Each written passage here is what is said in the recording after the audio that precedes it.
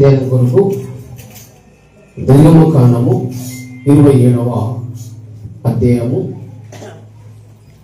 నిర్గమకాండము 27వ అధ్యాయము.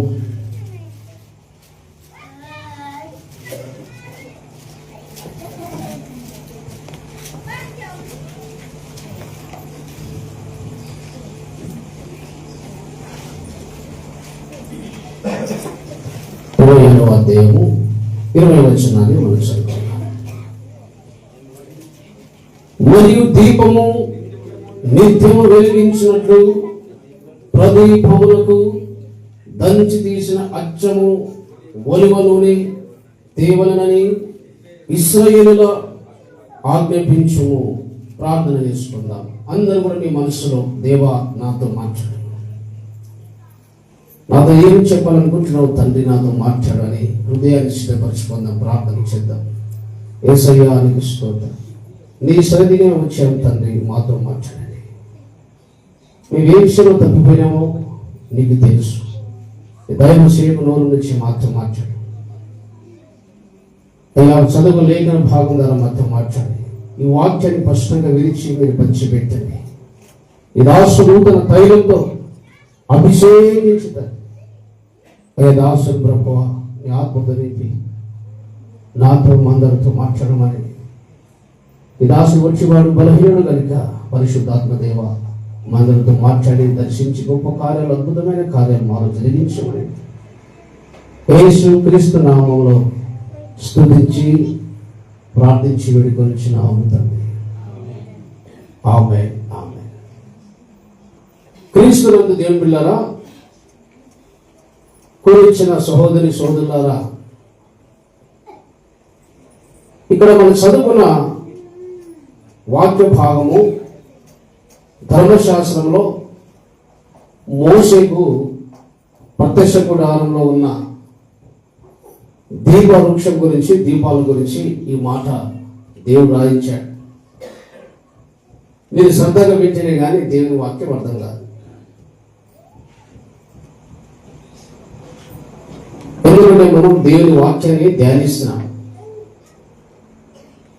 ఇది కథలు కాదు, స్టోరీస్ కాదు. కాబట్టి దేవుని చిత్తమును, దేవుని ఆలోచనను, దేవుని సందర్భాన్ని మనం స్పష్టంగా మనం అర్థం చేసుకోవాలి. ఇక్కడ దీపము నిత్యము వెలిగించినట్లు అంటే దీపము ప్రత్యక్ష గుడారంలో ఉన్న దీపం గురించి ఈ మాట రాయబడి ఉంది. పాత నిబంధనలో మోషేకు దేవుడు చెప్పాడు, ఒక గుడారం, ఒక మందిరము నేను నివసించినట్లు గట్టిమన్నాడు దేవుడు. అందులో 3 భాగాలు: ఆవరణము, పరిశుద్ధ స్థలము, అతి పరిశుద్ధ స్థలం. కాబట్టి ఈ యొక్క ఏదైతే దీప వృక్షం ఉన్నదో 7 దీపాలు కలిగిన ఒక దీప వృక్షము పరిశుద్ధ స్థలంలో ఉంటుంది. ఆ పరిశుద్ధ స్థలంలో ఉన్న ప్రత్యక్ష గుడారంలోని పరిశుద్ధ స్థలంలో ఉన్న ఈ దీప వృక్షం గురించి దేవుడు రాయించాడు. అందులో ఎన్నో దాచబడిన ఎన్నో సత్యాలు ఉన్నాయి. ఆ విషయాన్ని మనము ధ్యానిస్తున్నాం. ఈ దీపవృక్షం గురించి అలాగే తయారు చేసేటప్పుడు దేవుడు కొన్ని విషయాలను మోషేకు చెప్పాడు. ప్రత్యక్ష గుడారంలో ఆ దీపము ఎల్లప్పుడూ వెలుగుతూనే ఉండాలి. ఆ ప్రత్యక్ష గుడారం మోసే కట్టిన ఆ దేవాలయంలో కిటికీలు ఉండవు, మొత్తం చీకటి. ఆ దేవాలయంలో మొత్తం 7 దీపాలు కలిగిన ఒక దీప వృక్షం ఉంటుంది. ఆ 7 దీపాలు కలిగిన దీప వృక్షమును అలాగే వెలుగుతూనే ఉండాలి, నిత్యం వెలుగుతూనే ఉండాలి. దీపాలు ఆరిపోవద్దు. ఇది ఆజ్ఞ.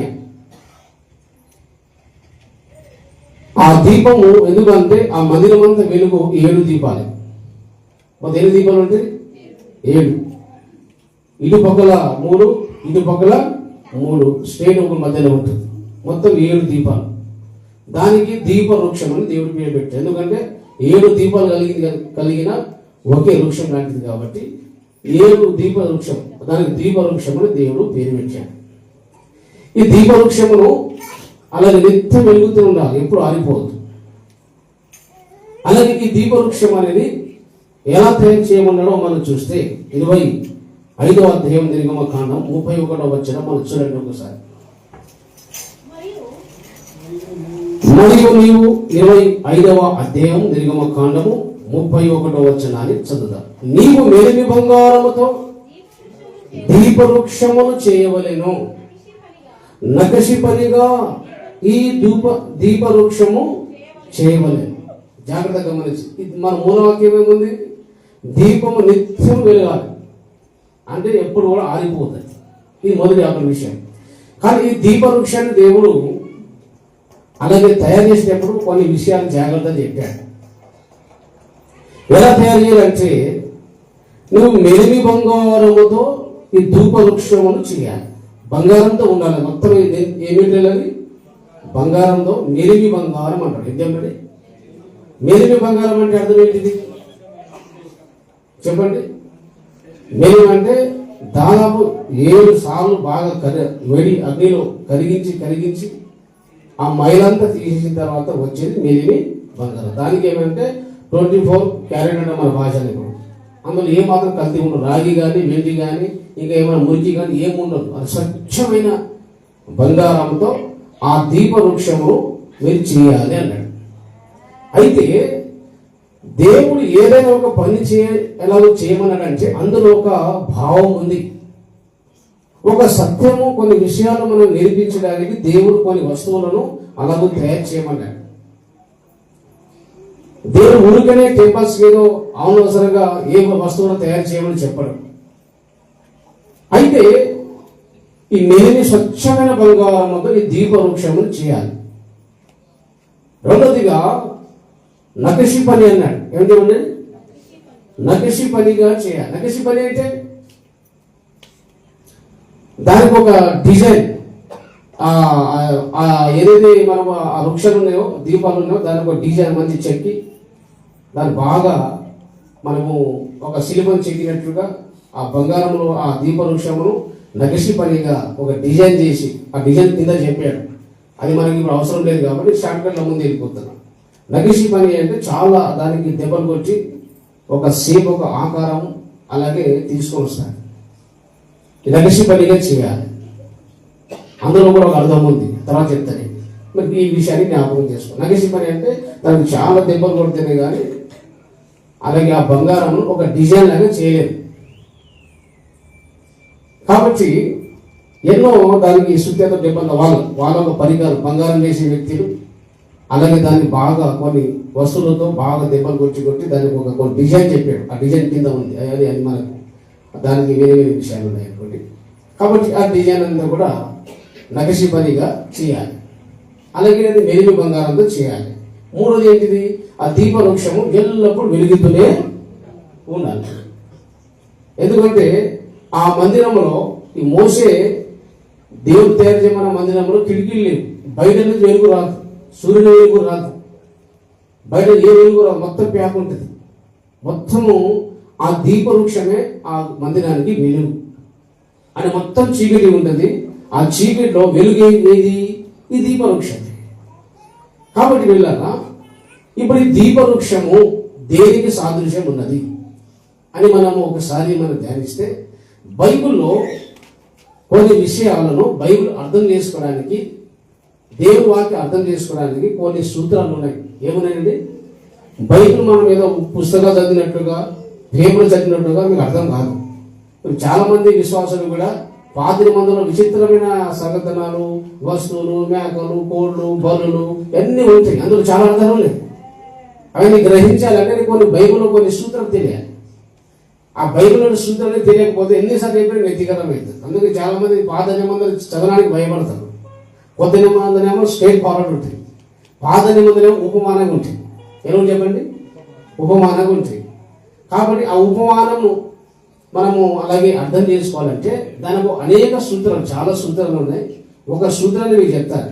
ఒకసారి మీరు హెబ్రీయులకు రాసిన పత్రిక 10వ అధ్యాయం 1వ వచనం చూడండి.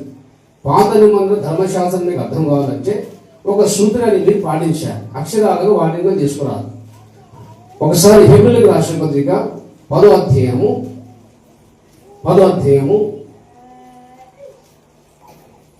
1వ వచనాన్ని చూడండి. ధర్మశాస్త్రము రాబోచున్న మేలుల ఛాయగలదే గాని ఆ వస్తువుల నిజ స్వరూపము కలది కాదు. అంటే ధర్మశాస్త్రము రాబోచున్న వాటి యొక్క ఛాయ, ముందు కొన్ని రాబోచున్నది వాటికి గుర్తుపడడానికి ఒక ఛాయగా, నీడగా, అలాగే దేవుడు ధర్మశాస్త్రాన్ని రాయించాడు. ఆ ఛాయ నిజ స్వరూపం ఏంటంటే కొలొస్సీయులకు రాసిన పత్రికలో అంటాడు, ధర్మశాస్త్రం అంతా ఒక ఛాయగా తీసుకోవాలి, నీడగా తీసుకోవాలి, సాదృశ్యంగా తీసుకోవాలి తప్ప దాని అక్షరాలుగా తీసుకుంటే దాని భావం మారిపోతుంది, మీకు అర్థం కాదు. కాబట్టి ధర్మశాస్త్రం అంతా కూడా ఒక ఛాయ, నీడ లాంటిది. నిజ స్వరూపము రాబోతున్నదంట. ఆ నిజ స్వరూపం ఏంటిది? కొలొస్సీయులకు రాసిన పత్రికలో అక్కడ దేవుని వాక్యం రాయబడింది. కొలొస్సీయులకు రాసిన పత్రిక రెండవ అధ్యాయము కొలొస్సీ 2వ అధ్యాయం 16వ వచనం. కాబట్టి అన్నపానముల విషయములోనైనను, పండుగ, అమావాస్య, విశ్రాంతి దినము అని వాటి విషయంలో అయినను మీకు తీర్పు తెరిచిన ఎవరికి అవకాశం లేకుండా ఇవేవి పాత నిబంధనలో ఉన్న అన్నపానములు అని భోజనాలు కొన్ని తినొద్దు, తినాలని చెప్పాడు. అవి కానీ, అలాగే పండుగలు, 7 పండుగలు కానీ, పాత నిబంధన అమావాస్య కానీ, విశ్రాంతి దినము కానీ, ఇవి రాబోవాటి ఛాయ కానీ నిజ స్వరూపము క్రీస్తులో ఉన్నది. పాత నిబంధన అన్ని కూడా ఛాయ, నీడ. అసలే రూపం ఎక్కడుంది? క్రీస్తులో ఉంది.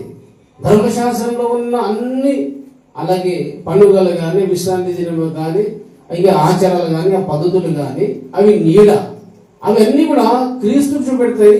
క్రీస్తులో ఉన్న ఆశీర్వాదాలు బైబిల్లో కూడా యేసు ప్రభు ఈ లోకంలో అవతరించక ముందు పాత నిబంధన గ్రంథంలో, ధర్మశాస్త్రంలో, లేదా మానవ జాతిని దేవుడు మట్టిలో సృష్టించిన దినము నుంచి కూడా, మానవ జాతి యొక్క ప్రారంభం నుంచి కూడా మేకలను, కోళ్ళను, పావులను, దూడలను, ఆవులను వారి రక్తము దేవుని కొరకు చెందించినట్లుగా బైబిల్లో ఉన్నది. ఉన్నది లేదా? ఉన్నది.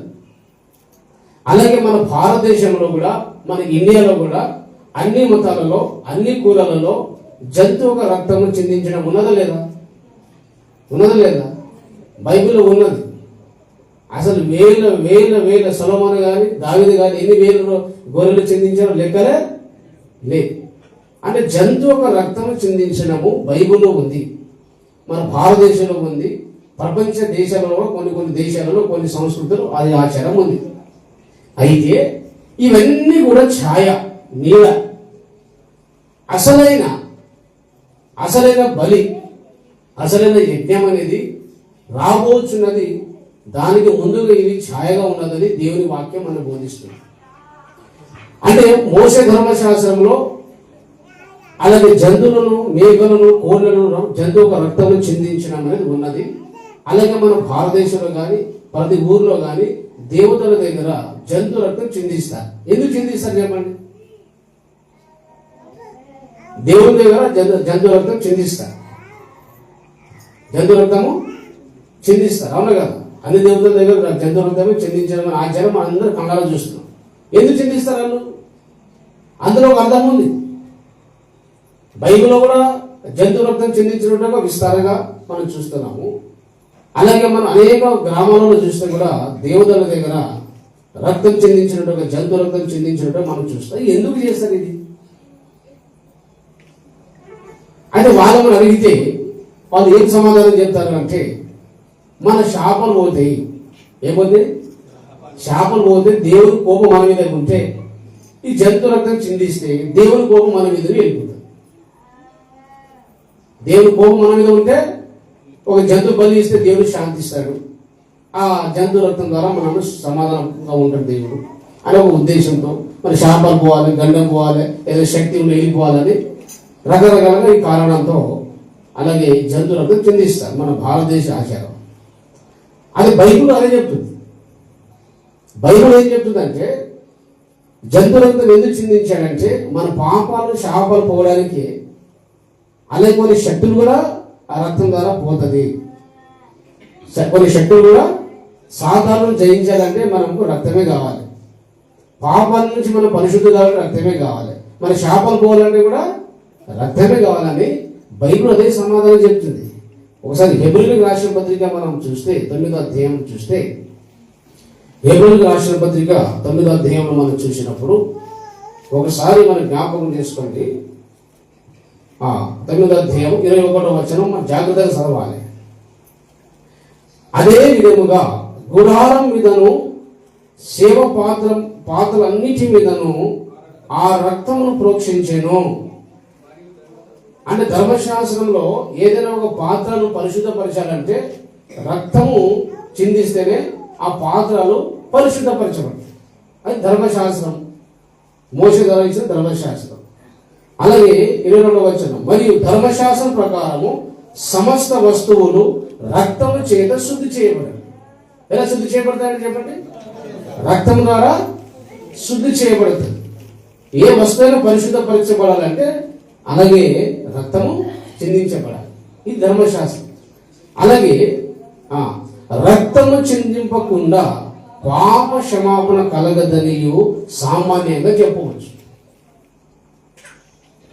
రక్తము చిందించును, మేక రక్తం, కోడి రక్తం దేవుని దగ్గర ఎందుకు చిందిస్తామంటే దానికి అర్థం ఏంటి, భావం ఏంటంటే దేవుడు ఎందుకు పెడతాడు సృష్టికర్త అంటే రక్తము చిందింపకుండా పాపము కడగబడదు, క్షమించబడదు. ఈ పాఠము మానవ జాతి తెలుసుకోవాలని దేవుడు మొదటి మానవుడైన ఆదామును సృష్టించినప్పుడే వాళ్ళిద్దరూ పాపం చేసినప్పుడే 2 మేకలను దేవుడు అలాగే బలిగా దేవుడు అర్పించాడు. ఆది కాండంలో మనం చూస్తాం. మానవ జాతి ప్రారంభంలోనే నేర్పించాడు కాబట్టి అలాగే ప్రతి ఊర్లో ప్రతి దేశంలో అలాగే ఈ ఆచారం ఉంది భూమి మీద. ఎందుకంటే సృష్టికర్త అయిన దేవుడు ఒక పాఠం నేర్పించాలనుకున్న మానవ జాతికి. ఏం పాఠం అది? రక్తము చిందింపకుంటే మానవ జాతి యొక్క పాపము కడగబడదు. పాపం కడగబడాలంటే నీ శాపాలు పోవాలంటే నీ గండం పోవాలంటే నువ్వు సైతం యొక్క శక్తులు రూపంలో వ్యతిరేకమైన శక్తులను జయించాలంటే ఇవన్నీ రక్తము కావాలి. ఆ రక్తము కావాలనే మనిషి యొక్క పాపం కడగబడుతుంది. దీనికి అర్థమయ్యేది. అందుకే కోళ్ళు మేకలు దేవుని చెందిస్తారు. అది కొంతమంది విచిత్రంగా అభ్యంతరంగా మన అసహ్యంగా అనిపించు, కానీ అర్థమైంది ఇది. ఇప్పుడు మా ఊర్లో నేను బంజారా నుంచి రక్షణ పొంది దేవుని నమ్ముకునే కాబట్టి మా ఊర్లో మా తాత ముత్తాత కానీ మా నాయన గారు అందరూ కూడా ఏదైనా ఎవరైనా దయపడినే మేక వస్తుంది. అంటే దయ్యం పోవాలంటే మేక. ఎవరైనా శాపం కానీ పాపలు కానీ ఏదైనా పోవాలంటే మేక. ఫస్ట్ టైం వాళ్ళు చెప్పి వాళ్ళు కోస్తారు, ఇప్పుడు కూడా కోస్తారు. అంటే పాపము శాపము అలాగే ఏదైనా మన శక్తికి మనం దాడి చేస్తే ఆ శక్తికి మనం అలాగే రక్తం ద్వారా జయిస్తామని జంతు రక్తం చిందిస్తాం. బైబిల్ కూడా ఇదే చెప్తుంది, ఇదే సందేశం. అయితే మనం అన్ని మేకలు కోస్తున్నాం, ఇన్ని కోళ్ళు కోస్తున్నాం, ఇన్ని మన దూరాలను కోస్తున్నాం, బర్రెలను మనం కోస్తున్నాం. కానీ మన పాపం పోతున్నాయా?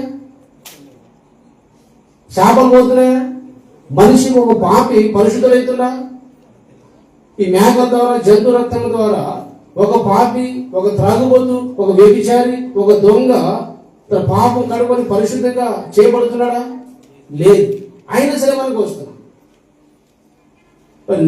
మేము యేసుప్రభు నమ్మకం ముందు మేము సంవత్సరాలకి లెక్క లేని మేకలు, ఏ పండుగ ఉన్నా మేక లేని రక్తం లేని మేము పండుగ చేయం.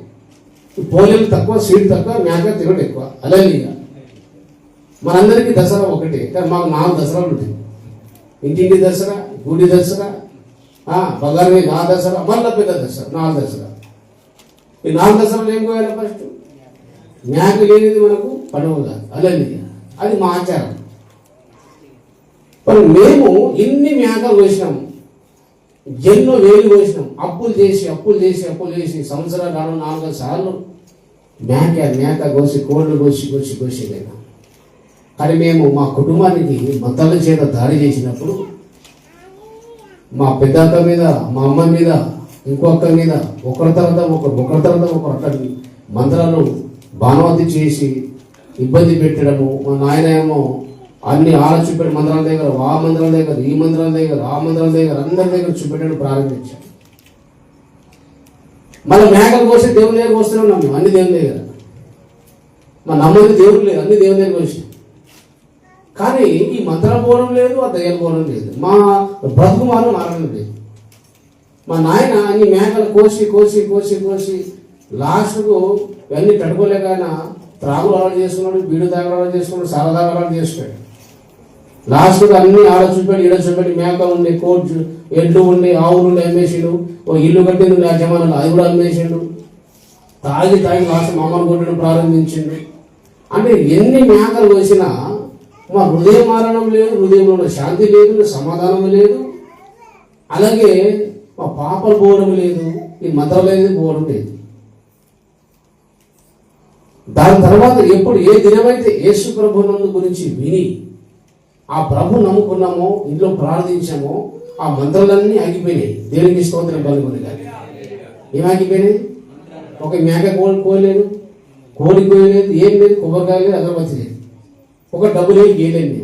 మేము వచ్చి ప్రార్థన చేసాం. అంతే. మా అన్న ప్రార్థన చేసి పెద్దన్న యేసు ప్రభుని తెలుసుకున్నాడు. ఎక్కడో మనము నిజమైన దేవుని సృష్టికర్తను ఎక్కడో మిస్ అయిపోయాం అని తెలుసుకొని ఆయన ఎప్పుడైతే ఇంటికి వచ్చి ప్రార్థించాడో అప్పుడు ఆ మంత్రాలన్నీ కూడా ఆగిపోయినాయి. దేవునికి స్తోత్రం కలుగును గాక. హల్లెలూయా. మరి ఎట్లా ఆగిపోయినాయి? బైబిల్లో కూడా మేకల కోయకుండా ఉన్నది, మన ఆచారంలో మేకల కోయకుండా ఉన్నది. మేము కూడా మేకలు కోసినా కానీ మా పాపలు పోలేదు, శాపాలు పోలేదు, హృదయం మారలేదు, మా బ్రతుకు మారలేదు, ఈ దయ్యాలు పోలేదు. అంటే అర్థమైంది. బైబిల్ ఏం చెప్తుందంటే మనము ఈ కోళ్ళు మేకలు అన్నీ కూడా రాబోతున్న అసలైన ఒక బలి. దేవుడే మన కొరకు మేకలాగా, కోడిలాగా మన పాపం కొరకు ఆయన శిక్ష అనుభవించి రక్తము కార్చి, అలాగే మనందరినీ కూడా పాపం నుంచి, శాపం నుంచి, మందం నుంచి, దయ్య నుంచి విడిపిస్తాడు. ఈ విషయాన్ని అందరికీ నేర్పించడానికి యేసు ప్రభు రాకముందు ఒక ఛాయగా, నీడగా, ముందు గుర్తుగా ఈ మేకలను దేవుడు పెట్టాడు. ధర్మశాస్త్ర మోసే కూడా అదే పెట్టాడు. ఇవి రాబోవాటి ఛాయ. అంటే యేసు ప్రభుకు ముందు ఈ ఛాయ. అసలైన బలి యేసులో ఉంది. అసలైన క్షమాపణ జంతు రక్తంలో కాదు. అక్కడ రాయబడించండి కింద 4వ వచనంలో, హెబ్రీ 10:4 ఎలాగనగా ఎడ్ల ఒక్కయు మేకల ఒక్కయు రక్తము పాపములను తీసివేయట అసాధ్యం. నీ శాపాలు పాపాలు పోవాలంటే రక్తమే కావాలి, కానీ ఎడ్ల రక్తము, మేక రక్తము, జంతు రక్తం ద్వారా నీ పాపాలు పోవదు, నీ శాపాలు పోవదు, నీ పరిస్థితిగా మార్చబడలేవు. కాబట్టి దేవుని బిడ్డలారా, నీ శాపాలు పాపాలు పోవాలంటే అలాగే మనకు దేవుని రక్తం కావాలంట. ఎవరి రక్తం కావాలంటే చెప్పండి? ఏం రక్తం కావాలి? దేవుని రక్తం కావాలంట. దేవుని రక్తం ద్వారా మన పాపాలు పోతాయి. అందుకే యేసు ప్రభు తన పాపం లేని పరిశుద్ధమైన రక్తము అలాగే శిలువ మీద చిందించాడు. దేవునికి స్తోత్రం కలుగును గాక. హల్లెలూయా, హల్లెలూయా. అందుకే యేసు రక్తము ప్రతి పాపం నుంచి పవిత్రులుగా చేయబడును రాయబడింది. దేవునికి మహిమ కలుగును గాక. హల్లెలూయా. కాబట్టి దేవుని బిడ్డలారా, యేసుక్రీస్తు ప్రభు ఆ దీపవృక్షం ఎవరంటే యేసుక్రీస్తు ప్రభు. ఎవరు చెప్పండి? ఆ దీపవృక్షం ఎవరు సాదృశ్యం? అది యేసు ప్రభుకు సాదృశ్యం. ఆ దీపవృక్షము మెలిమి బంగారంతో చేయాలనగా దైవ స్వభావం. మెలిమి బంగారం అంటే ఇది బంగారం అనేది దైవ స్వభావములకు సాదృశ్యం. అంటే ఆ దీప స్తంభం అనగా వెలుగునిస్తుంది. అలాగే యేసు ప్రభు కూడా మన కొత్త నిబంధనలో మనం చూస్తే ఒక మాట, చక్కటి మాట ఆయన చెప్పాడు. దేవునికి స్తోత్రం కలుగును గాక. హల్లెలూయా. యేసు ప్రభు ఒక చక్కటి మాట అలాగే మనకు చెప్పాడు. నేను ఈ లోకానికి వెలుగై ఉన్నానన్నాడు. యోహాను సువార్త 8వ అధ్యాయంలో ఒక మాట రాయబడి ఉంది. యోహాను సువార్త 8వ అధ్యాయంలో ఒక మాట యేసు ప్రభు ఈ లోకానికి నేను వెలుగై ఉన్నానని ఒక చక్కటి ఒక మాట అంటాడు. 12వ వచనం.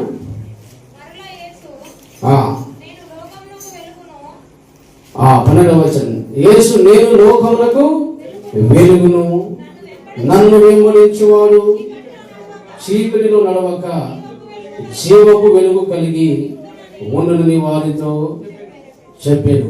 దేవునికి మహిమ కలుగును గాక. అలాగే నేను లోకమునకు వెలుగును అంటాడు. ఏమన్నాడు చెప్పండి? ఈ లోకమునకు నేను వెలుగును అంటే ఆ దీపవృక్షం ఏమిస్తుంది? వెలుగునిస్తుంది. ఏమిస్తుంది? చీకట్లో వెలుగునిస్తాడు. యేసు ప్రభువు ఏమన్నాడు? నేను లోకమునకు వెలుగును. అంటే ఆ దీపవృక్షం ఎవరికి సాదృశ్యం ఉన్నది? ఎవరికి సాదృశ్యం చెప్పండి? ఎవరికి సాదృశ్యము చెప్పాలా? యేసు ప్రభుకు సాదృశ్యం అన్నది.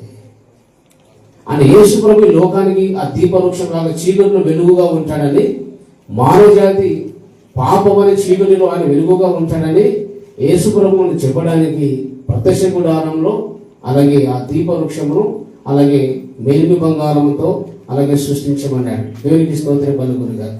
హల్లెలూయా. అలాగే నగసి పనిగా చేయాలన్నాడు. ఏం చెప్పండి? అంటే దానికి ఒక డిజైన్ చేయాలంటే ఆ దీపం కూడా డిజైన్ చేయాలంటే ఎంతో దెబ్బలు అవసరం. అంటే యేసుక్రీస్తు ప్రభు సంపూర్ణ దైవత్వం కలిగి ఉండి ఆయన నలగగొట్టబడతాడు, మన కొరకు మానవ జాతి కొరకు నలగగొట్టబడతాడని ఈ విషయాన్ని చెప్పడానికి నగసి పనిగా చేయాలి అన్నాడు. హల్లెలూయా. మనందరి పాపల కొరకు, మానవ జాతి మనుషులందరూ చేసిన పాపాల కొరకు యేసు ప్రభు ఆ నలగగొట్టబడ్డాడు. చెప్పండి, నలగగొట్టబడ్డాడు. అందుకే ఆ దీప వృక్షమును నగసి పనిగా చేయాలి. ఎన్నోసార్లు దెబ్బలు కొడుతుంది కానీ ఆ నక్ష రాదు, ఆ రూపం రాదు. యేసు ప్రభు ఎందరి కొరకు దెబ్బలు తింటాడు. దైవ స్వభావం కలిగిన వాడు, ఆ లోకానికి వెలుగుగా ఉంచాడు. చీకటిలో మానవ జాతి యొక్క చీకటి బ్రతుకు ఆయన వెలుగుగా ఉంచాడు అని మనం నిరూపించడానికి ప్రత్యక్ష గుడారంలో ఈ విధంగా దేవుడు చేయమన్నాడు మోషే. దేవునికి మహిమ కలుగును గాక. హల్లెలూయా, హల్లెలూయా. కాబట్టి యేసుక్రీస్తు ప్రభువు యెషయా గ్రంథములో మనం చూస్తే ఆయన మనుషులందరి కొరగాండి, జాతి మతము ఊరు భేదము లేని యేసు ప్రభు జాతికి కులానికి పరిమితం కాదు.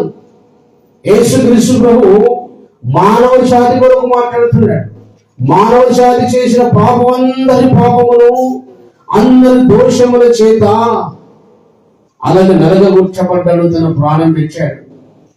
మనము తప్పు చేసినప్పుడు, మనము పాపము చేసిన ఎలాగైతే వేగలో కోట్లో బలి అయిపోతుందో, నలగగొట్టబడుతుందో, రక్తం చెందిస్తుందో, మానవ జాతి పాపాల కొరకు ఆయన మన కొరకు ఆయన శిక్షణ నుంచి నలగొట్టబడి తన పాపము లేని అమూల్యమైన పరిశుద్ధమైన రక్తమును ఆయన చిందించాడు. దేవునికి మహిమ కలుగును గాక. హల్లెలూయా, హల్లెలూయా. యెషయా గ్రంథం 51వ ఒకసారి చూడండి. యెషయా గ్రంథంలో ఒక మాట 53వ అధ్యాయం అందరూ కూడా మీరు చూడాలి.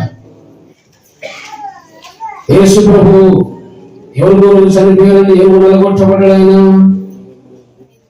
5వ వచనం, మన అతిక్రమ క్రియలను బట్టి అతను గాయపరచబడేను, మన దోషమును బట్టి నలగొట్టబడేను. ఆ దీప వృక్షమును నగసి పనిగా చేయాలి. ఎన్నో శుద్ధమైన దెబ్బలు కొడితేనే కానీ దానికి ఒక రూపు రాదు. అంటే యేసుక్రీస్తు ప్రభు నీ కొరకు నా కొరకు దీపవృక్షమైన యేసు, వెలుగైన యేసు మనందరి కొరకు నలగొట్టబడాలి అనే విషయాన్ని చెప్పడానికి అలా చేయమంటారు. మన దోషముల కొరకు అంట. ఎవరి కొరకు?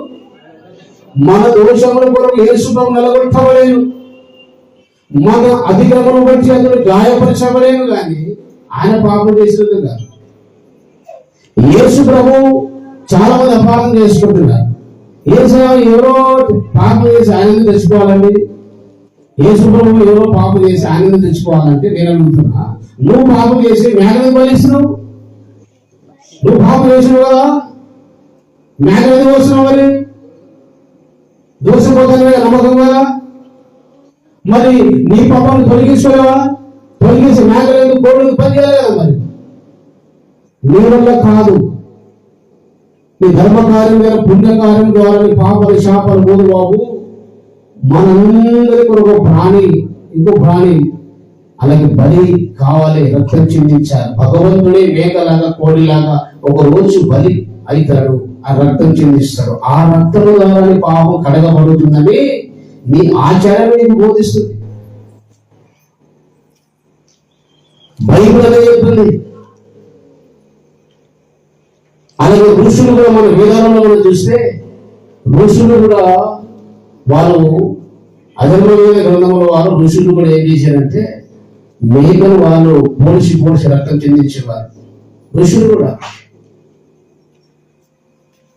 ఎందుకు వాళ్ళు చెందించాడంటే వాళ్ళు కూడా దేని చేయాలంటే భగవంతుడు రాబోతున్నాడు, ఆయనకు ముందు గుర్తుగా ఈ జంతువులు మనము రక్తంలో చెందిపోవాలి. ఈ మేఘాలు కోళ్ళు అన్ని కూడా యేసు ప్రభుకు సాదృశ్యం. బైబిల్లో ఉన్న ఈ జంతు బలి అనేది యేసు ప్రభుకు సాదృశ్యం. భగవంతుడే నీ కొరకు నా కొరకు ఒక మేఘలాగా కోడిలాగా బలి కాబోతున్నాడు. దానికి ముందు గుర్తుపట్టడానికి ఈ ఆచారాలు అలాగే ఈ పాపను బట్టి మేఘరథం చెందించమని ఆది కాలంలోనే మానవ జాతి ప్రారంభంలోనే నెరవేర్చాడు. ఇప్పుడు వచ్చేది కాదేది, కొత్త కాదేది.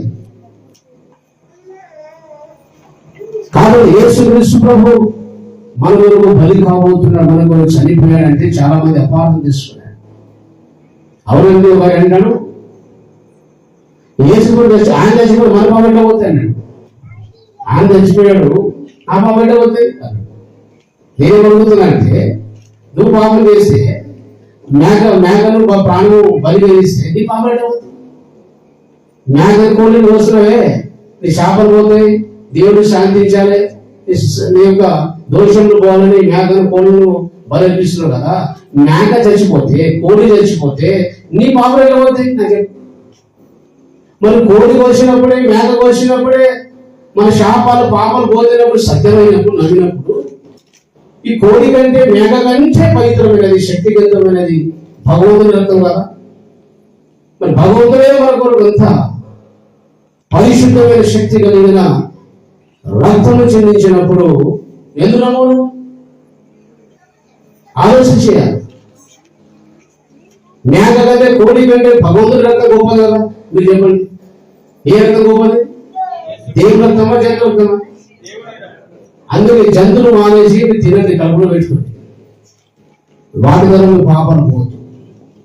భగవంతుడు భూమిని ఆకాశం సృష్టించిన దేవుడే, కన్యకకు జన్మించిన దేవుడే, పాపం లేని పరిశుద్ధుడు, మానవ జాతి పాపం కొరకు ఆయన గాయపరచబడి మన దోషంలో నిలబొచ్చబడి మన పాపం ఆయన శిక్షణ తప్పించి రక్తమంతా మేఘ రక్తం ఎలాగే మొత్తము చెందిస్తాం, అలాగే మన మానవజాతి కొరకు ఆయన శిలువ మీద రక్తం చెందించి మరణించి తిరిగి 3 దినములు లేచాడు. హల్లెలూయా.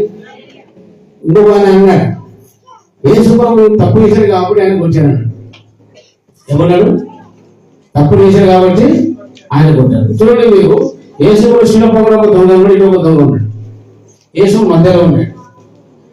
వాళ్ళు దొంగతనం చేసేందుకు వాళ్ళకు శిక్ష ఇచ్చాడు. కానీ యేసు ప్రభును రాజు దగ్గర వచ్చినప్పుడు యేసు ప్రభు ద్వేషించి అనేక ప్రజలు వచ్చినప్పుడు శిలువ అంటే ఆ పిలాతు రాజు అన్నాడు, ఈరోజు నాకు ఏ దోషం కనబడలేదు, ఎందుకు శిక్షించాలయ్యా, ఎలా శిక్షించాలి అన్నాడు. అయినా పర్వాలేదు శిక్షలో ఏళ్ళ చిన్న సంపాదించింది అన్నాడు.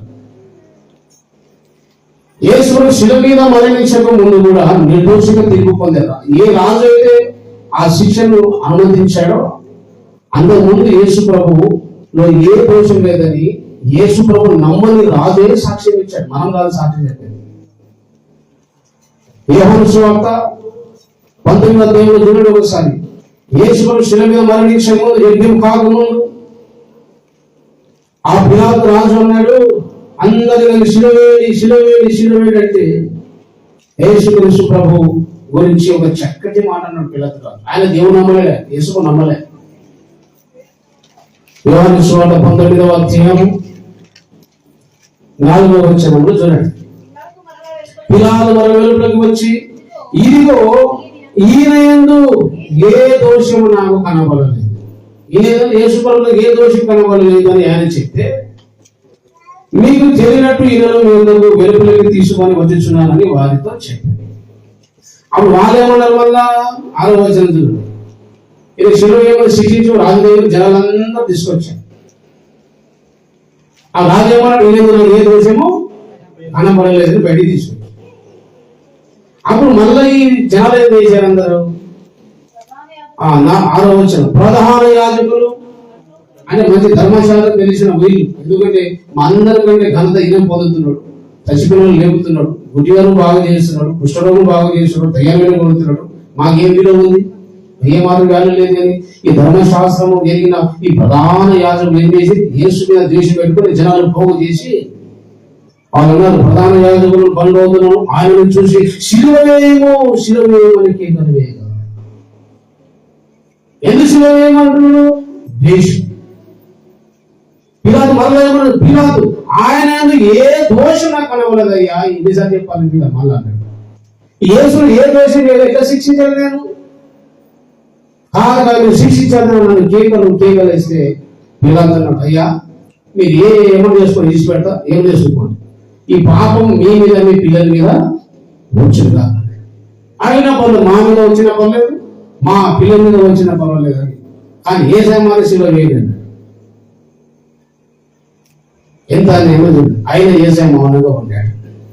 ఏసే నాకు తప్పులేదండి, ఎందుకు కొడుతున్నాడు? ఎందుకంటే ఏ గొర్రె అయినా సరే బలిగా వచ్చినప్పుడు ఏ గొర్రె నాకు వద్దు తల వస్తుంది గొర్రె, తెలుసా?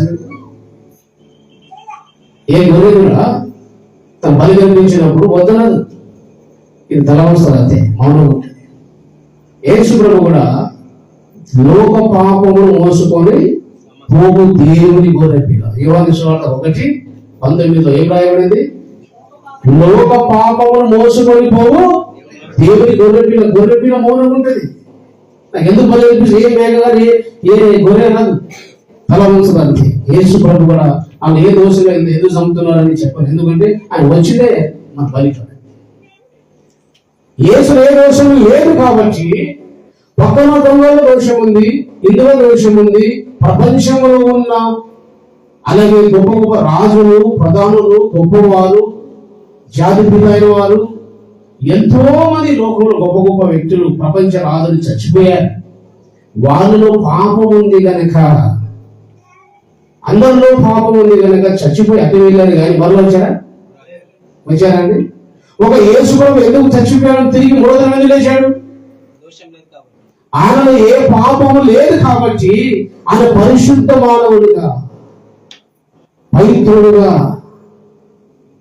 ఆ దైవ కుమారుడు యేసు మన కొరకు పాపం లేని వాడుగా చనిపోయి కనుక మరణం గెలిచని బయటకు వచ్చాడు. దేవునికి మహిమ కలుగునుగాక. హల్లెలూయా. అందరినీ సమాధిలో మరణం బంధిస్తుంది. ఎందుకు? మనందరిలో పాపం ఉంది కనుక ఆ మరణం సమాధిని బయట రాకుండా చేస్తుంది. ఎంతోమంది గొప్ప గొప్ప ధనవంతులు, రాజులు, ప్రధాన యాజకులు ఈ లోకంలో ఎంతోమంది ఉన్నారు. అందరూ చచ్చిపోయారు, అటు వెళ్ళారు. మన ఎందుకు రాలేదు?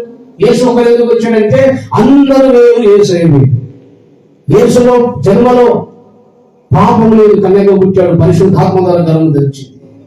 ఆయన జీవిత కాలంలో ఏ పాపం లేదు. ఆయన శిలువ మరణించే ముందు ఏ దోషం లేదని నిరూపించబడి నిర్దోషిగా శిలువ మీద ఆయన బలిగా తన ప్రాణం పెట్టాడు. కాబట్టి యేసయ్య తిరిగి లేచాడు. ఈ ప్రపంచ చరిత్రలో ఎవ్వరు కూడా మరణమే గెలిచి బయటికి వచ్చిన దేవుడు లేడు. హల్లెలూయా. ఉన్నారండి? ఉన్నారా? పునరుత్థానుడా నా యేసయ్యా, పునరుత్థానుడా నా యేసయ్యా, మరణము గెలిచి బ్రతికించితివి నన్ను, మరణము గెలిచి బ్రతికించితివి నన్ను, స్తుతి పాడుచునే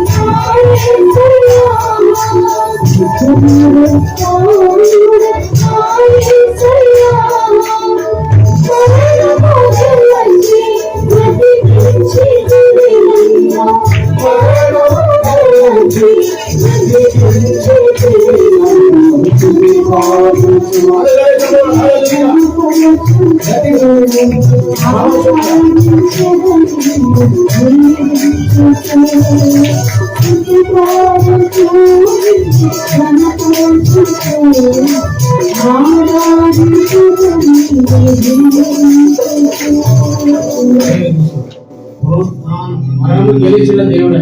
అలాగే ఒక్కసారి స్టార్ట్ చేసిన ముట్టుకుంటుంది. హల్లెలూయా. యేసు మరణము గెలిచాడు. హల్లెలూయా. కాబట్టి యేసు ప్రభు మరణం ఎందుకు గెలిచిందంటే ఆయనలో పాపము లేదు. ఏం లేదండి. అందుకే మరణం ఆయనకు బంధించి ఉంచలేదు. అందరూ బంధించింది. ఈ పక్కన దొంగలు బంధించి వీళ్ళు బంధించి వాళ్ళు ఏమలేదు. ఏసయ్య వాళ్ళు ఒకరెందుకు లేచిండు? యేసయ్యలో పాపం లేదు. ఆయన పాపమును బట్టి కాదు, మన పాపమును బట్టి నలగొట్టబడేది. హల్లెలూయా. మన పాపం కొరకు చచ్చిపోయాడయ్యా. నీవు చేసిన పాపము కొరకు, నేను చేసిన పాపము కొరకు అగ్నిగుండమనే మరణం మనకు ఉంది. కాబట్టి ఈ మానవ జాతిని నరకము నుంచి రక్షించడానికి, నీ శాపం నుంచి, నీ పాపం నుంచి దేవుడు రక్షించడానికి, చనిపోయిన తర్వాత నరకం నుంచి రక్షించడానికి నువ్వు చేసిన పాపం కొరకు, నువ్వు చేసిన పాపం కొరకు, నేను చేసిన పాపం కొరకు ఆ ప్రభువు మన పాపం కొరకు శిక్షణ తప్పించాడు తప్ప ఆయన పాపాల కొరకు కాదు.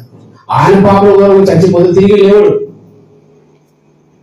ఎంతమంది దొంగలకు ఊరి చేస్తున్నారు, ఎంతమంది చచ్చిపోతున్నారు, శిక్షిస్తున్నారు. వాళ్ళు చేస్తారా? వాళ్ళ పాపం మనం చేసే శక్తి లేదు. చేసే మన పాపం కొరకు ఆయన పాపం లేదు. ఆయన పరిశుద్ధుడు కనుక మన పాపం కొరకు ఆయన శిక్షణ లభించి నరకమైన శిక్ష నుంచి రక్షించడానికి ఆ ప్రభు అంత ప్రేమించి గాయపడిన కొరకు రక్తం కారిస్తే ఆ దేవుడికి దూషించడం న్యాయమా? ఆ దేవుడు ఆ తిట్టడం న్యాయమా? ఆ క్రీస్తును దూషించడం న్యాయమా? నీ కొరకు ప్రాణం వేసిన దేవుడు, నువ్వు చేసిన పాప కొరకు శిక్షణ లభించిన దేవుడు, నీ కొరకు రక్తం వేదన పడి దుఃఖపడి రక్తం కాల్చిన దేవుడు ఒకడే ఉన్నాడా?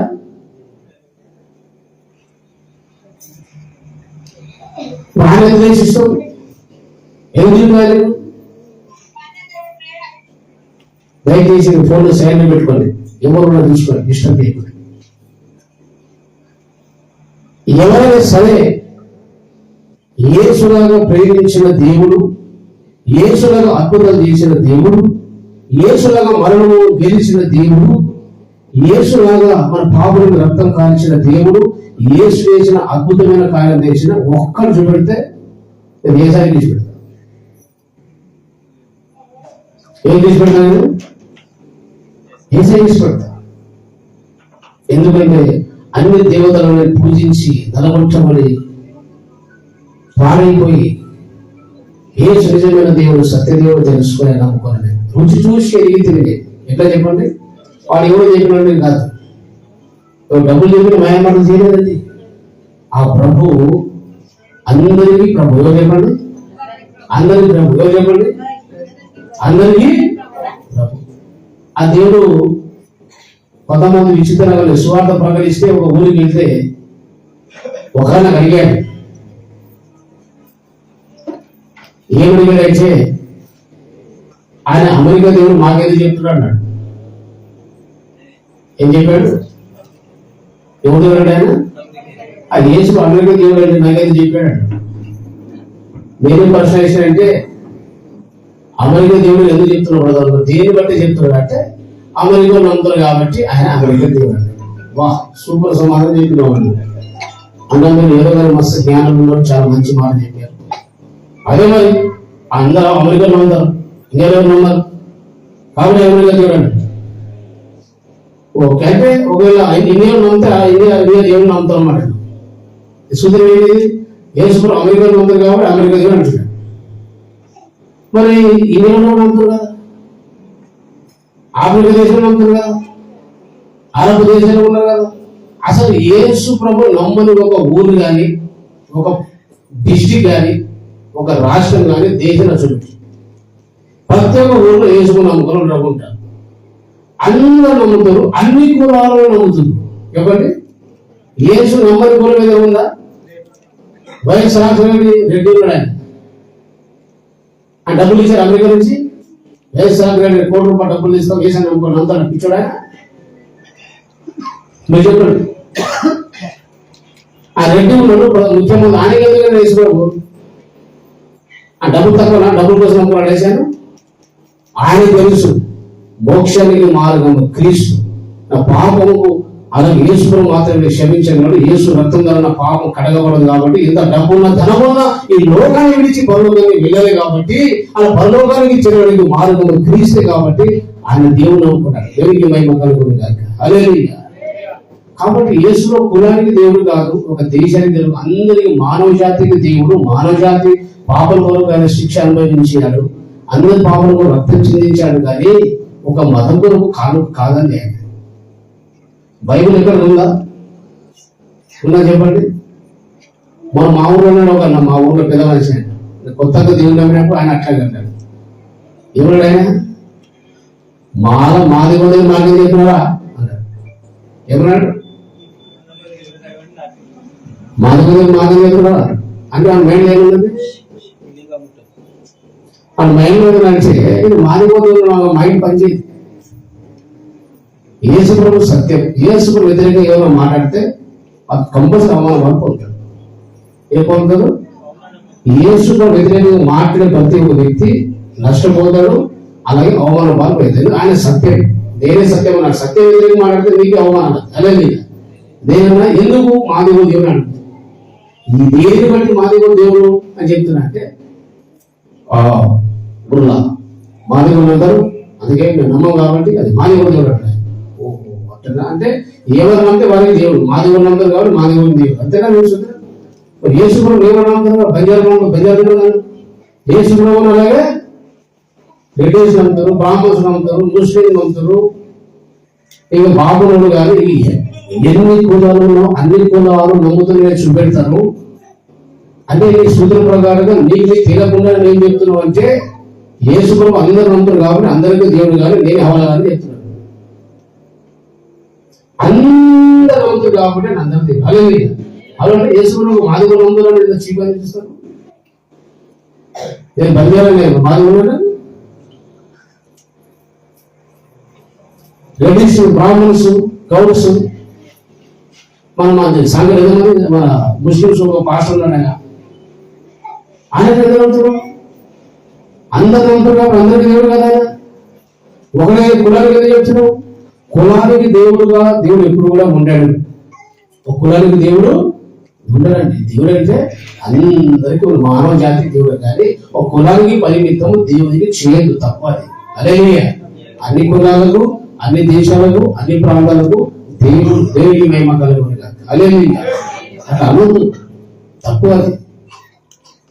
ఆ తప్పు అది, చాలా పొరపాటు, చాలా పాపం అది. దేవుడికి స్తోత్రం కలుగును గాక. అదే కాబట్టి ఈ లోకానికి దీప స్తంభంలాగా యేసు ప్రభువే పాపం అనే చీకటిలో దేవుడికి మహిమ కలుగును గాక. అదే ఈ పాపం అనే చీకటి, శాపం అనే చీకటి నీ బ్రతుకులో ఉంటే, యేసు ప్రభువుని విశ్వాసం ఉంటే, ఆ దీపం సమ్మలాగా వెలుగునిచ్చి చీకటిని, పాపం అనే చీకటిని, శాపం అనే చీకటిని అన్ని కూడా దేవుడు తీసేసి నీకు పరిశుద్ధులు అనే వెలుగులాగా మార్చేస్తారు ఆయన. దేవునికి మహిమ కలుగును గాక. హల్లెలూయా, హల్లెలూయా. గుర్తు పెట్టుకోండి, నీ పాపాలు శాపాలు తొలగించడానికి ఆ దీపం ఎంత వెలుగుతూనే ఉంటుంది. దేవునికి స్తోత్రం కలుగును గాక. హల్లెలూయా. ఆ దీపం ఎప్పుడు వెలుగుతున్నాడు. యేసు ఎప్పుడు వచ్చినా సరే ఆయన వెలుగుతూనే ఉంటాడు. వెలుగు కావాలన్నా, పాప క్షమాపణ వెలుగు కావాలన్నా, పరిశుద్ధత వెలుగు కావాలన్నా, పరలోక రాజ్యం వెలుగు కావాలన్నా, నిత్య జీవుని వెలుగు కావాలన్నా ఆయన దగ్గర రా. యేసానికి ఇస్తాడు, ఉచితంగా ఇస్తాడు ఆయన. అదే అది ఏ వస్తువు అవసరం లేదు, ఏ డబ్బు మనకు అవసరం లేదు. ఆయన నిన్ను ప్రేమిస్తున్నాడు. ఆయన ఏమండి, ఆయన నిన్ను ప్రేమిస్తున్నాడు. నీ పాపం కొరకు ఆయన శిక్షణ తగ్గించాడు, నీ పాపం కడలేని రక్తం చెందించాడు ఆయన. ఆయననే విశ్వాసం ఉంటే నీ బ్రతుకులో, నీ కుటుంబంలో చీకటి అంత తొలగిపోతుంది. దేవునికి మహిమ కలుగును గాక. హల్లెలూయా. ఒక విషయాన్ని నేను చెప్తాను. యేసు ప్రభువు సత్యమని, ఆయన మోక్షానికి మార్గము, ఆయన లోకానికి వెలుగు అని స్పష్టంగా గ్రహించిన నేను, మా ఊర్లో మొట్టమొదటిగా నేను బాప్తిసం పొందేది యేసు నేను పడి. నేను ఫస్ట్ వెళ్ళినప్పుడు మా అమ్మ ఇచ్చాను, చర్చకి వెళ్ళదు, దేవుడు నమ్మొద్దు.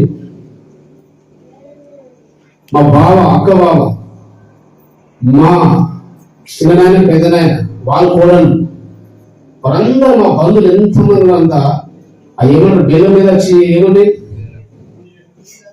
ఈగలు అని కనపడితే కథ మీకు నాకు మాటలు తప్పిస్తారు. అంత భయంకరమైన శ్రమలండి, మామూలుగా ఏం కాదు. 3 సంవత్సరాలు ఒకరోజు నిద్రపోలేదు. ఎప్పుడు మా చెప్పిన మాటలు మరి ఏడవాలి, ప్రార్థించుకొని పడుకోవాలి. మా ఇంటికి పోతే చాలు భయం. మా వదినాలు, మా అన్నలు, మా అమ్మ, మా నాన్న. మా నాయన అయితే పబ్లిక్ ఊర్లో రోడ్డు నిలబట్టి నాకు పుట్టినోడు కాదరా అన్నాడు. నాకు పుట్టినోడు కాదు, ఎన్నో బూతులు నాకు పుట్టినోడు కాదు, పాని వ్యక్తి పుట్టినప్పుడు అని నాకు తెలిసించాడు. యేసు నమ్మినాడు. మా ఊళ్ళో అందరూ కూడా పక్క నవ్వారు. ఎంత గాయంగా చూడండి, ఎంత బాధ. సొంత తండ్రి నాకు పుట్టినోడు కాదని ఊళ్ళో పబ్లిక్ గల్లీలో చెప్తే ఊరంతా నవ్వుతుంటే ఎంత బాధ అనిపిస్తుంది. అలా మా స్నేహితులు కాలేకపోతే వాళ్ళని చేసినప్పుడు వాళ్ళు భయంకరమైన టార్చర్.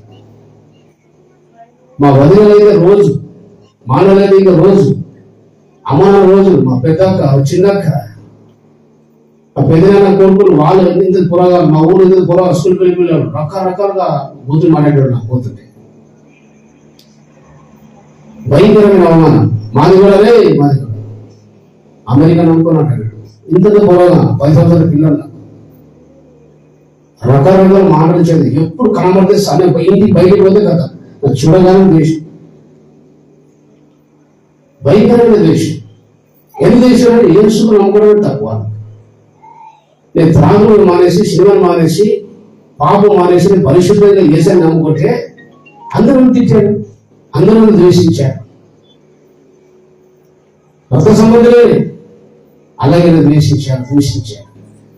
భయంకరమైన గాయం పొందారు. లాస్ట్ వచ్చి నేను కొంతమంది ప్రార్థిస్తుంటే మా ఊళ్ళో రోగాలు, దయ్యాలు, క్యాన్సర్ గడ్డలు, మంత్రగాలు అవన్నీ ప్రార్థిస్తే అందరూ బాగా అవుతున్నారు. ఒకరిని ప్రార్థిస్తున్నాడు, ఊరంతా కదులుతుంది.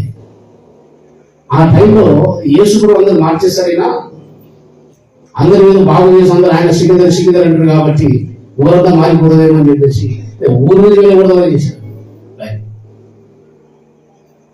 ఊరి నుంచి వెళ్ళకూడదని ప్లాన్ చేసి అప్పుడు ఒక రోజు ప్రార్థన చేస్తుంటే సాయంత్రం కాలంలో ఒక పిల్లడు చెప్పాడు,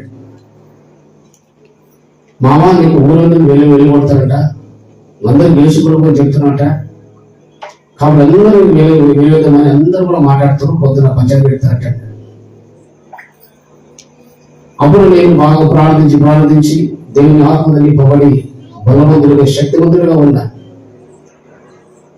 నేను చెప్పాను, ఎవరికి నీకు చెప్పారో వాళ్ళు పోయి చెప్పు. సునీత మామ ఇలాగ ఉంటున్నాడు, తామలో అందరూ వెళ్ళగొడతాడ, ఒక్క ఉంటున్నాడు పని చెప్పి అందరు వెళ్ళగొచ్చి సునీత మామ ఒక్కడే ఉంటున్నాడు తాండాలో అని చెప్పాడు. వాడు చక్క పెట్టాలని దేవునికి స్తోత్రం కలుగుతుంది. హల్లెలూయా. ఎందుకంత తెగింపులు అంతా తెలియక మాట్లాడింది. ఎందుకంటే నేనే కదండి డిగ్రీ చదువుకొని జాబ్ వదిలేసి నిందలు, అవమానము, కష్టాలు, బాధ ఎందుకంటే మోక్షానికి మార్గము, అలాగే మోక్షం వెళ్ళడానికి దారి పాప క్షమాపణ యేసును మాత్రమే ఉన్నది నాకు అర్థమైంది.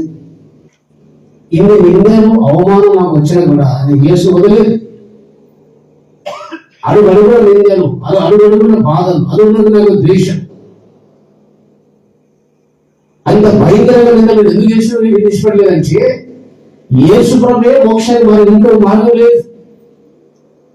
ఒకవేళ నేను అందరూ మాటలు వేసిన వదిలేసాడు అనుకోండి, నరకం పోయిన తర్వాత మా అమ్మను రక్షిస్తుందా?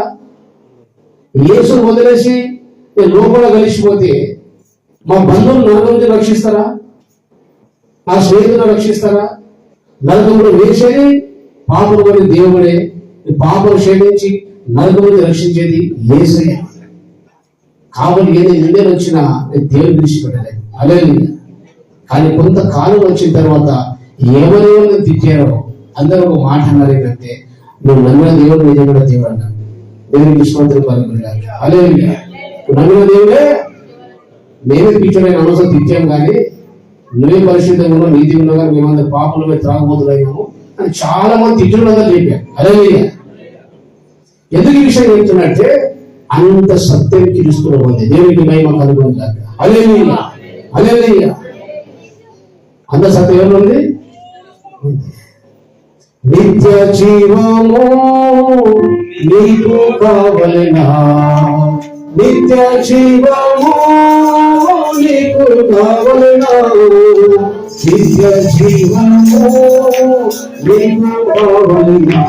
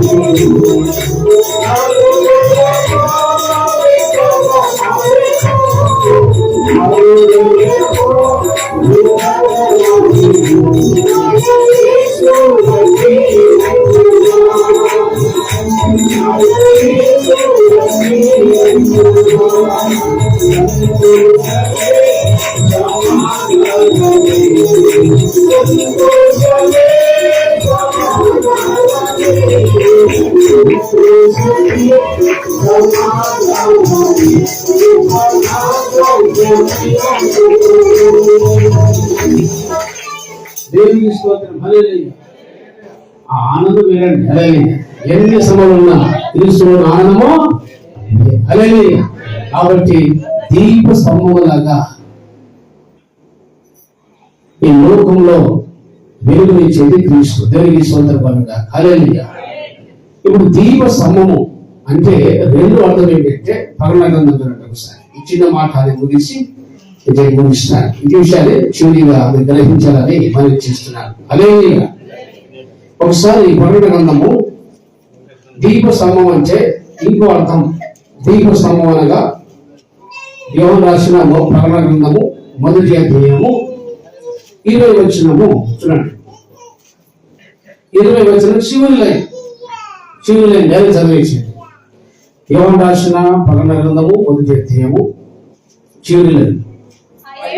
ఆ 7 దీప స్తంభములు 7 సంఘములు. 7 దీప స్తంభములు అంటే దీప వృక్షమన్నా దీప స్తంభం అన్న ఒకటే. దీప స్తంభమైన దీప వృక్షమైన ఒకటే. అంటే దీప స్తంభము లేదా దీప వృక్షం అంటే సంఘముతో పోల్చాడు. ఎందుకు చెప్పండి? ఏమో చెప్పండి? సంఘంతో పోల్చాడు. కాబట్టి ఒక్కొక్క దీపము దీప సంఘము ఒక్కొక్క విశ్వాసానికి దేవుడు దీపంతో పోల్చాడు.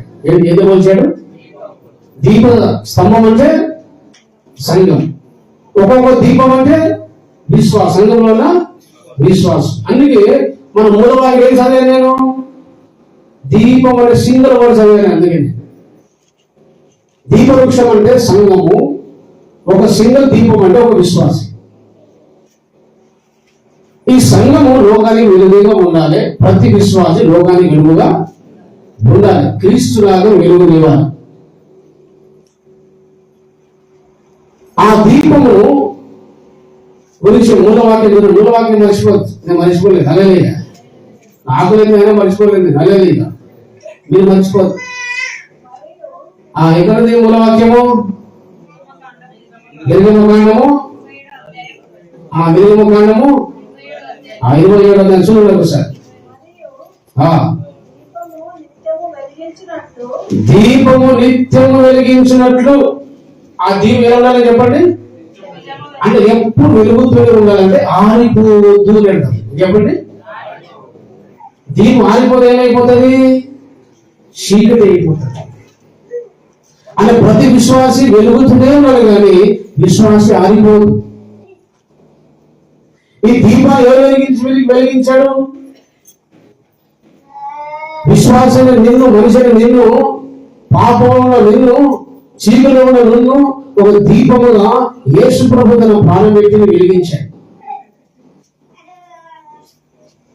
ఎవరు వెలిగించాడు? మీకు క్రీస్తు వెలిగించాడు. అందుకే మనం హెబ్రీయులకు రాసిన పత్రికలో ఆ మాట ఉంటది, దేవుడు మనకు ఒక దీపం లాగా వెలిగించాడు. మనం చీకటి ఉన్నది, చీకటిలో ఒక దీపం వెలిగిస్తే ఎవరు వెలుగుంటుంది. పాపంలో నిన్ను దేవుడు వెలిగించాడు. ఈ పాపను క్షమించి క్రీస్తు విశ్వాసం ఉంచిన ద్వారా దేవుడిని వెలిగించాడు. హెబ్రీయులకు రాసిన పత్రిక 6వ అధ్యాయము, హెబ్రీయులకు రాసిన 6వ అధ్యాయం 4వ వచనం. ఒకసారి వెలిగింపబడి, చెప్పండి, ఒకసారి వెలిగింపబడి ఏంటిదండి? మనిషి వెలిగించడం ఏంటి? దీపాలు వెలిగిస్తాక మనిషి వెలిగిస్తారా? దీపాలు వెలిగిస్తామా మనిషి వెలిగిస్తారా? అంటే అర్థం, మనకు ఒక భావం అర్థం కావాలి. ఆదిపైన దీపం ఏదో చీకటి ఉంటుంది. యేసు ప్రభువుని విశ్వాసం ఉంచిన నీలో దీపం వెలిగిస్తాడు, నీకు బతుకులు వెలుగు వస్తుంది. ఒకసారి వెలిగించిన తర్వాత నిత్యం వెలుగుతూనే ఉండాలి. ఇది దేవుని చిత్తం. ప్రతి క్రీస్తుని విశ్వాసం ఉంచిన నీవు నిత్యము వెలుగుతూ ఉండాలి. ఆ దీపం నిత్యం వెలిగించినట్లుగా అలాగే స్వచ్ఛమైన అచ్చం ధరించిన ఒలివ నూనెను ఆ దీపంలో వేయాలి. కల్తీ లేని నూనె, స్వచ్ఛమైన నూనె ఉండాలి. ఈ సమయం లేదన్నందున నేను షార్ట్కట్ దాన్ని చెప్తున్నాను. ఎందుకంటే వాక్యం మీకు అర్థమై వివరించడానికి చాలా టైం కావాలి, కానీ ఒక మానవ డైరీగా నేను చెప్తున్నా. స్వచ్ఛమైన నూనె ఉంటే నిత్యమును వెలుగుతూ ఉంటాం. వదిలిపెట్టు, మళ్ళా చెప్తాను. ఆ మూలవాక్యం ఆ దీపం నిత్యము వెలిగినట్లుగా స్వచ్ఛమైన అచ్చము ఒలివ నూనె అందులో వేయాలి. కల్తీ లేని నూనె ఉంటేనే ఆ దీపం అడుగుతుంటారు. మీరు ఆ నూనెలో దీపం నూనెలో మనం నీళ్ళు పోసిన వెలుగుతారు. అది నీళ్ళు పోసి వెలుగుతారు. అది కల్తీ ఇప్పుడు ఏమైతుంది? అది ఆరిపోతారు, అది పనిచేయదు. క్రీస్తునందున్న విశ్వాసి నిత్యముకు వెలుగుతూ ఉండాలి. ఏం చెప్పండి? నిత్యము ఆ దీపం నిత్యం వెలిగినట్లుగా ప్రతి క్రైస్తవుడు, ప్రతి విశ్వాసి నిత్యం వెలుగుతూనే ఉండాలి. హల్లెలూయా. వెలుగుతూ ఉండడము అంటే అర్థం ఏమిటి? ఒక మాట, ప్రార్థన చేస్తూనే నిరంతరం ప్రార్థన చేయాలి. ఎల్లప్పుడూ మీరు ప్రార్థన చేయాలి, నిత్యం విసుగకుండా ప్రార్థన. వెలుగుతుండడం అనగా ఎల్లప్పుడూ ప్రార్థన చేయడం కొనసాగుతుండాలి. రెండవది, వెలుగుతూ ఉండడం అనగా దివారాత్మను ఆనందించు ధర్మశాస్త్రమును ధ్యానించాలి. రోజు దేవుని వాక్యాన్ని ధ్యానించాలి. వెలుగుతూ ఉండడం అనగా అలాగే క్రీస్తు సువార్త, రక్షణ సువార్తను ప్రకటిస్తూ ఉండాలి. క్రీస్తుకు సాక్షిగా ఉండాలి. వెలుగుతూ ఉండడం అనగా అలాగే నీ బ్రతుకును పరిశుద్ధంగా ఉంచుకుంటూ, పవిత్రంగా ఉంచుకుంటూ నీ బ్రతుకు ద్వారా, పవిత్రమైన జీవితం ద్వారా, నీతి అయిన జీవితం ద్వారా, యథార్థమైన జీవితం ద్వారా ఈ లోకాన్ని వెలుగిస్తూనే ఉండాలి. అది దేవుని సంకల్పం. ఇప్పుడు చాలా మంది ఏదైనా మందిరంగా వస్తున్నారు, పోతున్నారు, ఇంటి పని మందులు అవుతున్నాడు. అందుకు అక్కడ వెలిగించేందుకు యేసు ప్రభువును ప్రాణం పెట్టి నీకు రక్తం కాల్చి శ్రమపడిని వెలిగించేందుకు పాపం చేయమనియా, వ్యభిచారం చేయమనియా, దొంగతనం చేయమనియా, కళ్ళు తాగమనియా, సాధారణమైన గుర్తుమనియా? ఆలోచన చేయి. క్రీస్తు ప్రాణమే దేని కోసం? నీ పాపమైన చీకటిని తొలగించుకొని పరిశుద్ధత, పవిత్రత వెలుగులో ఉండాలయ్యా. ఆ వెలుగు ఎప్పుడు వెలుగుతూనే ఉండాలి, వెలుగుతూనే ఉండాలి. అంటే ఎప్పుడు పరిశుద్ధంగా ఉండాలి, పరిశుద్ధాన్ని కాపాడుకుంటూ ఉండాలి. అది దేవుని చేతి తను రక్షించింది. కొలసీలకు రాసిన పత్రిక ఒకసారి చదివితే దేవుడు చిత్తం ఏమిటో చెబుతూ యేసు ప్రభువును రక్షించేందుకు పాపం చేయమని కాదు, పాపం రక్షించింది, పాపం కొరకు మరణించింది, నీ పాపం కలిగింది, మరలా పాపం చేయమని కాదు. అలా చేస్తే మోసపోతావు, నశించిపోతావు. నీ పాపం విడిపించేందుకంటే నువ్వు పరిశుద్ధంగా జీవించడానికి, పరిశుద్ధత వెలుగు ఈ లోకంలో ఇవ్వాలి. అయ్యా, క్రీస్తుని విశ్వాసం ఎంత పరిశుద్ధత, ఎంత నీతి కనబడుతుందని ఒక చీకటిలో ఉన్న వ్యక్తి చూసి ఆ వెలుగులోకి రావాలి. అది దేవుని చిత్తం. తెస్సలోనికీయులకు రాసిన మొదటి పత్రిక 4వ అధ్యాయం 7వ వచనం చూడండి. తెస్సలోనికీయులకు రాసిన మొదటి పత్రిక 4వ అధ్యాయం 7వ వచనం చూడండి. పరిశుద్ధులగుటకే దేవుడు మనల్ని పిలిచేను గాని, ఎందుకు పిలిచాడో చెప్పాలి, ఎందుకు పురుషులు చెప్పాలి. పరిశుద్ధులగుటకే దేవుడు మనల్ని పిలిచేను కానీ అబద్ధులగుటకు పాపం చేయమని పిలిచాడా? కళ్ళు తాగమని పిలిచాడా? సరదాగమని పిలిచాడా? అబద్ధం ఆడమని పిలిచాడా? మోసం చేయమని పిలిచాడా? ఎందుకు పిలిచాడు? దేవుడు ఎందుకు ప్రాణం పెట్టాడు? ఆయన పరిశుద్ధంగా నువ్వు వస్తే నేను దేవుడు అనుకొని బాప్తిసం పొంది నువ్వు తాగొచ్చు, కళ్ళు తాగుతూ, సారదాగుతూ, గుడ్డ తాగుతూ, అబద్ధమాడుతూ మోసం చేస్తే ఇది అన్యాయం కాదా? క్షమించడానికి పాపం అది. ఆ పాపంలో ఒకటి కాటేస్తుంది. ఒకరిని మోసం, నేను మోసపోతే ఎవరు మోసం చేయలేదు. దైవసేవ మోసం చేసి అనుకుంటున్నాను, దేవుడు మోసం చేసి అనుకుంటున్నాను. దేవుడు నన్ను చూసలేడు, దీంట్లో ఉంది కదా. రాజశేఖర్ పాపం చేస్తే దేవుడు చూస్తున్నాడు. త్రాగుబోతులు, వ్యభిచారులు పరలోకానికి రారు, నరకానికి పోతే వాసన చెల్లిస్తుంది. క్రీస్తుని విశ్వాసం ఉంచిన నీవు ఇలా నటన జీవితం కలిగి ఉంటే ఆ నటన నీకు నాశనం చేస్తుంది, నీకే కాటేస్తుంది సర్పంగా. కాబట్టి రహస్య పాపం నుంచి, అపవిత్రమైన కార్యం నుంచి ఎందుకు విడిపించాడంటే నువ్వు పవిత్రంగా ఉండడానికి, కానీ పాపం చేయడానికి పిల్లడం దేవుడు. ప్రత్యక్షమైన దీపము ఎల్లప్పుడూ మనుకుండాలంటే ప్రతి విశ్వాన్ని వెలుగునిస్తున్నాడంటే నీ బ్రతుకు ద్వారా, నీ బ్రతుకు పవిత్రమైన బ్రతుకు ద్వారా ఈ లోకానికి వెలుగు ఉండాలి. నేను అన్యాయము, కనికరం లేని కనికరం దేవుడు ఉంటే, పాపం ఉంటే, యథార్థం లేకపోతే, నీతి లేకపోతే, న్యాయం లేకపోతే ఏమి ప్రయోజనము? మీరు చీకటి ఆరిపోయిన దీపులాగా ఉన్నాను అర్థం. రాజశేఖరం అన్ని అపవిత్రమైన కార్యాలు చేస్తున్నాం అంటే నీ బ్రతుకులో నీతి లేదు, యథార్థం లేదు, దేవుడు భయం లేదు, పరిశుద్ధం లేదు, కనికరం లేదు, జాలి లేదు, క్షమాపణ లేకపోతే నీ దీపం ఆరిపోయింది. ఆరిపోయిన దీపులాగా ఉన్నారు. దేవుడు నిత్యము ఈ దీపము ప్రాణం పెట్టి వెలిగిస్తే, నిత్యం వెలిగిస్తే నేను ఆరిపోయిన క్రైస్తవులు అంటారు. నీ బ్రతుకు ఒక వెలుగులాగా ఉంటాను. ఇది దేవుని చిత్తం, అందుకే యేసు రక్షించాడు. ఎల్లప్పుడూ నీ కొరకు, నశించిపోతున్న ఆత్మల కొరకు నువ్వు ఎల్లప్పుడూ నిరంతరం విసుకకుండా ప్రార్థించడానికి ఈ దీపాన్ని వెలిగించాడు ఆయన. ఎంతమంది ప్రార్థన చేస్తున్నారు? ఎంతమంది దేవుని సాహసం చేస్తున్నారు? ఎంతమంది నశించిపోతున్న ఆత్మల కొరకు ప్రార్థిస్తున్నారు?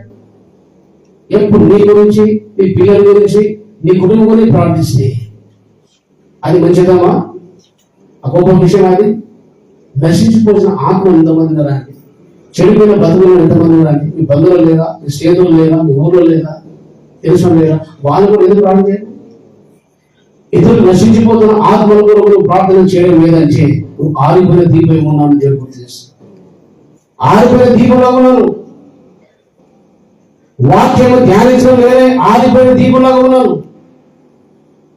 క్రీస్తు విశ్వాసం ఉండి పాపంలో ఉన్నామంటే ఆరిపోయిన దీపంలాగా ఉన్నాను.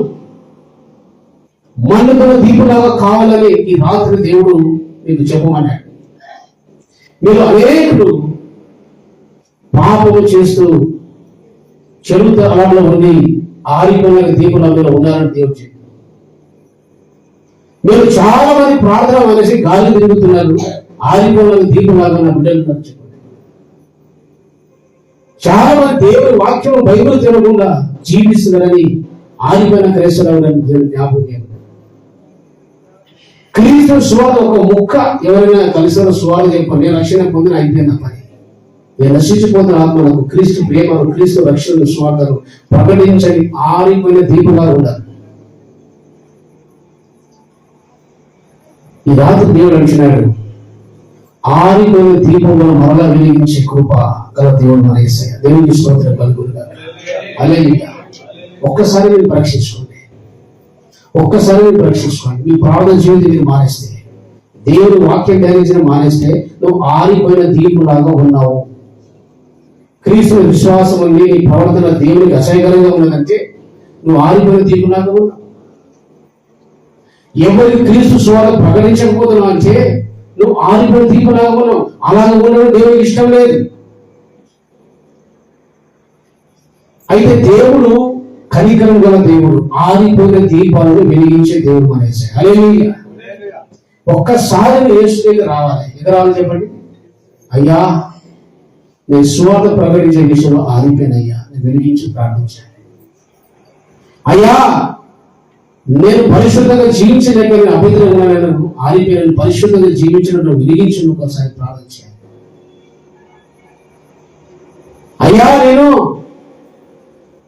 వాక్యం ధ్యానించకుండా, వాక్యం చదవకుండా, వినకుండా ఆగిపోయినయ్యా, నేను వెలిగించమని ఆ క్రీస్తుతో వస్తే ఆయన మరలా వెలిగించే శక్తి గల దేవుడు, కనికరమైన దేవుడు ఆయన. హల్లెలూయా. నువ్వు బలహీనపడినంత మాత్రాన, పడిపోయినంత మాత్రాన నీ ప్రభువుని విడిచిపెట్టాడు. దేవునికి స్తోత్రం కలుగునుగాక. హల్లెలూయా. ఎప్పుడు దేవుని నమ్మినామో, రక్షణ పొందిన విశ్వాసం ఉంచినామో ఆ దినమే దేవుడు నిన్ను విడువను ఎడమైన వాగ్దానం చేశాడు. హల్లెలూయా. కాబట్టి దేవుని రాత్రి అంటున్నాడు, నీ దీపాన్ని వెలిగించాలంటే నువ్వు కన్నీటి ప్రార్థన చేయి. ఏ విషయంలో ఆరిపోయినావో, ఏ విషయంలో సదారిపోయినావో ఆ విషయంలో దేవునికి ప్రార్థించు. ఈ రాత్రి నేను వెలిగించి పంపిస్తాను. దేవునికి స్తోత్రం కలుగునుగాక. హల్లెలూయా. అందరూ ప్రార్థన చేద్దాం. కళ్ళు మూసుకుందాం. అయ్యా, నేను ఆరిపోయినా, నేను వెలిగించు ప్రార్థించి ఈ కొద్ది నిమిషాలు ప్రార్థన అందరు లేచి నిలబడదాం. దయచేసి అందరూ లేచి నిలబడతాం, లేచి నిలబడతాం. హల్లెలూయా, హల్లెలూయా, హల్లెలూయా.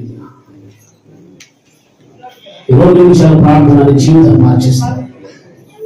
అందరూ హృదయపూర్వకంగా దయచేసి ప్రభు సన్నిధిలోకి వచ్చినావు. అయ్యా, నన్ను వెలిగించుతాను.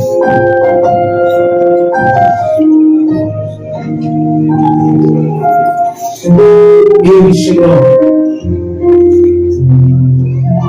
ఆరిపోయినావో,